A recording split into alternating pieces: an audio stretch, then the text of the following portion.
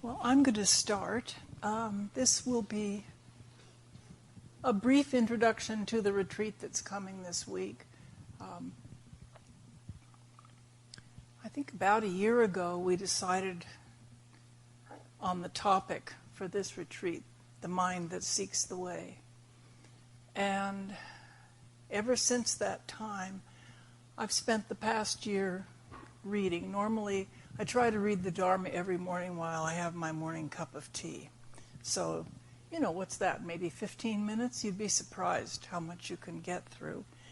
And I was reading particular books to prepare for this retreat, just as inspiration, not information so much, but looking at different ways people think about the practice that we do, and especially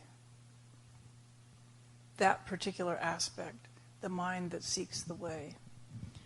That another way of saying the mind that seeks the way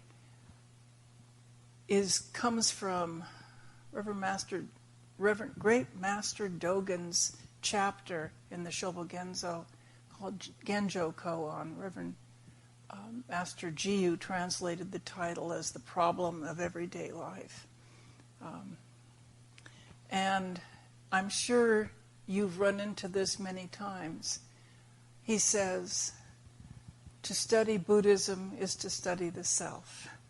To study the self is to forget the self. To forget the self is to be enlightened by all things. And early on it occurred to me that to study Buddhism is to study the self. That's the same as talking about the mind that is the mind that seeks the way. To study the self is to forget the self. The mind that seeks, the mind that is seeking, is focused on the practices that we do. The single-minded concentration on our precious self kind of dissolves a bit when we're looking elsewhere. And of course, to forget the self is to become enlightened by all things. That's the way that we're talking about. I wrote these down so that I would remember everybody who you're going to hear about. I read these books, and what I did was just, if something really struck me, I just made a note of the page it was on and then just kept going. I didn't stop and write things. And later, I went back and collected up all the things. And what I'm trying to do during this retreat, I'll be talking for the first 3 days on basically the teachings of Dogen as they've been passed down to us through the years. And I'll be taking thoughts from the teachers that I'm going to mention in a moment and weaving them together. Every once in a while I'll read something and I'll tell you who said it. But by and large, I'm using the lovely way that various people have been describing things. I found it wonderful to note that all of the teachers whose names I'm going to read now, there's remarkable unity in how the Dharma is presented. We're all Soto Zen, and our flavor just doesn't matter which book you pick up. The Soto Zen flavor is there. So of course, starting with Dogen, I read a few chapters of Dogen, and I discovered that in Shobogenzo, I think someone said that there are 13 of the 90-something chapters that are just devoted to the mind.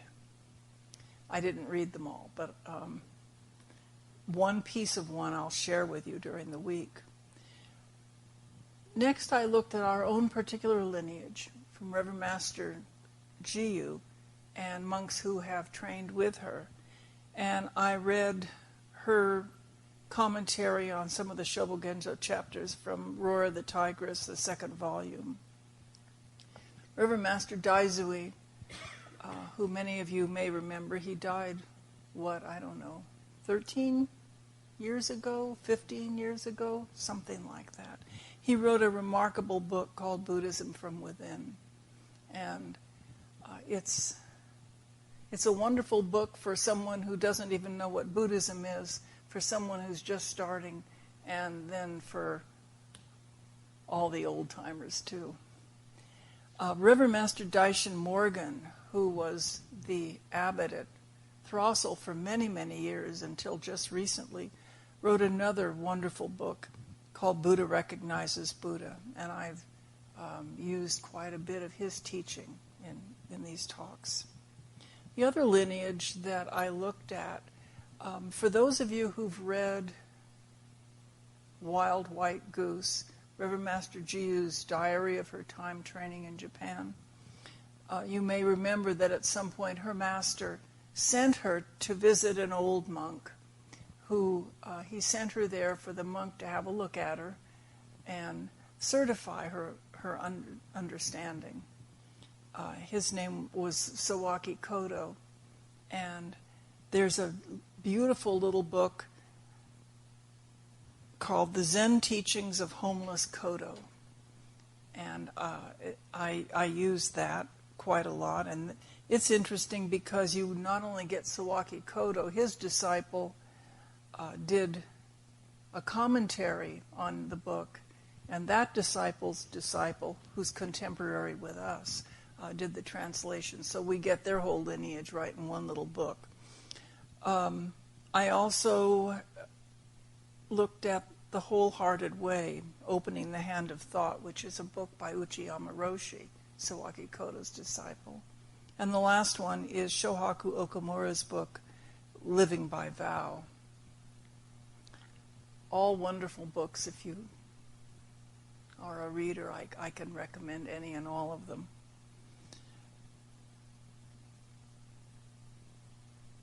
I'll be giving talks the next 3 days. The first day, we're talking about the mind that seeks the way. So tomorrow, we'll be talking about the mind. What is the mind?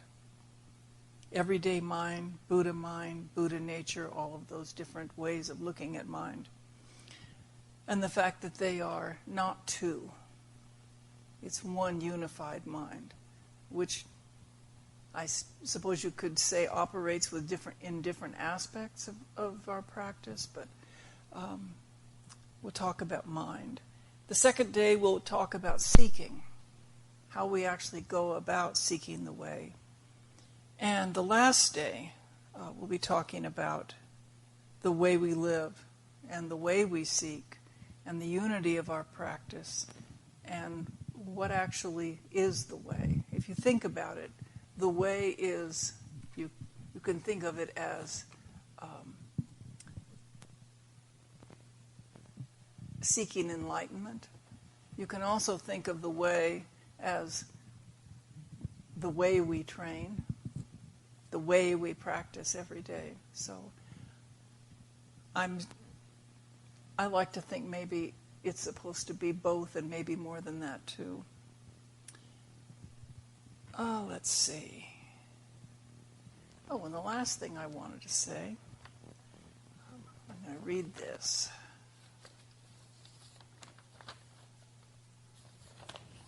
I'm sure all of you have been out to the stupa at least once and perhaps many, many times. But I was out sitting there this morning, and I'd really suggest that it's nice if you could spend a little time out there with Reverend Master Jiyu during this week. And when you're out there, take the time to just contemplate what is engraved on the south side. So it's the side that faces that direction, because it certainly describes what we're going to be talking about this whole week. She says, if life comes, there is only life. If death comes, there is only death. All acceptance is the key that unlocks the gateless gate.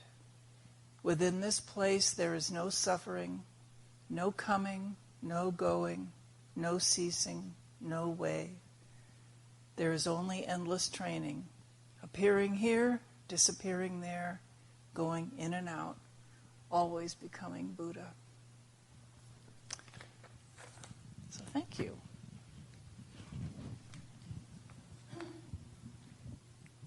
Hello. I don't see many familiar faces here, but I hope to get to know you during the week. As Reverend Master Ando said, I was at Throstle in England for 15 years and came back to the States about 7 years ago and have been in Eugene. My teacher's Reverend Master Daishin Morgan. I'm going in a bit of a different direction when I begin my talks. Ultimately, no, but I'm looking at the writing of Shantideva, who was an Indian monk who lived in the 7th and 8th centuries. And he was sort of a ne'er-do-well as a monk. He wasn't particularly liked. He didn't follow the schedule. He didn't show up when he was supposed to show up. And I'll say a bit more about him in my first talk. But he surprised everybody because the monks wanted to sort of put him on the spot, and they asked him to give a talk at the monastery, which was one of the more important talks. And, their attitude was, he's going to be humiliated, and maybe he'll start practicing, maybe he'll start training. And he came out, and he did a talk that's now called The Way of the Bodhisattva. And it's a piece of work that is still studied and followed today. It's very important in Tibetan Buddhism. They do ceremonies during the week related to his teaching. But we also see it in Zen. It will come up in various places that people are reading it and teaching about it. And what he's doing in the Way of the Bodhisattva is he is saying, this is my practice, and I know it's difficult, but so far it has worked for me. And I really want to give this to you. This practice is my gift to you, and this is how you do it. This is basically his attitude. And part of this is his belief that we all can do this. That nobody is separate from Buddha nature. Nobody is separate from the truth. And when I look at the mind that seeks the way, I look at the way of the Bodhisattva, because this is a step along the way, or it's part of the way of the Bodhisattva. And he's mainly looking at, it's a fairly long scripture. I certainly won't be able to speak about all of it, but he's interested in looking at, he also talks about the mind, and one of his central teachings is about how we tame the mind, and why is the mind so difficult to tame. And that will be one of my talks. That'll be the second talk that I give. He's always looking at what trips us up, and how can we sort of work through these things that trip us up. And basically what's tripping us up is what I think of as me. Me first. That's what trips us up. And he gives us clues as to how to get through that and past that, so that we're not always tripped up by the self. The first talk I'm giving will be on intention, and that's where he begins as well. He talks about how important intention is if you have the mind that seeks the way. And then he goes on to stress that intention is actually not enough, that we need to follow it with action. So, initially I will be talking about intention and action. When I go into that, depending on how time goes, I may do a little detour into the Diamond Sutra, because I'm not sure how we can speak about intention without speaking a little bit about the Diamond Sutra, which is basically about intention, or it's certainly one of the central themes.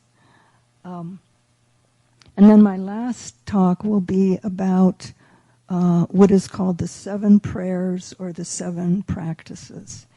And these are not, these didn't come with Shantideva. He's looking back at the teachings of the Buddha.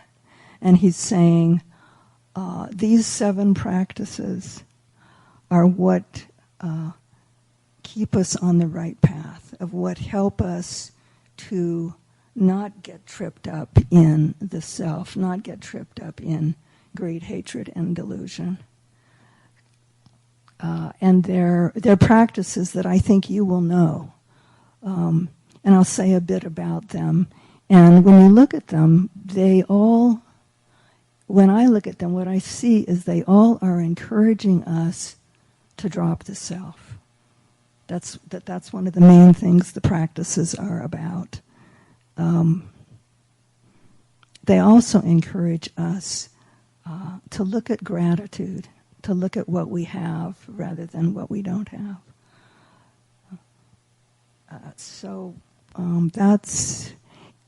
There is a book in the shop called No Time to Lose, and it's a book by Pema Chodron that some of you may be familiar with. And I've used the same translation that she uses. It's her commentary on the way of the Bodhisattva. And I'll be, I quote her at times and, go off and look at a couple of other things as well. I feel that it's interesting to me because I, like Reverend Master Serene, I'm very taken with the teachers in Soto Zen, particularly Okamura, who has been a guide to me for a long time. And when you go to somebody like Shantideva, the language is sometimes difficult, although I find the translation quite beautiful. And I try to, when I'm quoting him, I try to use the language, his language that is quite beautiful, and to point that out. It takes a bit of getting used to. I'll try to read it slowly enough that you can absorb it. But it's like poetry, it's actually quite beautiful. And what he's saying is very simple and very optimistic, in his outlook.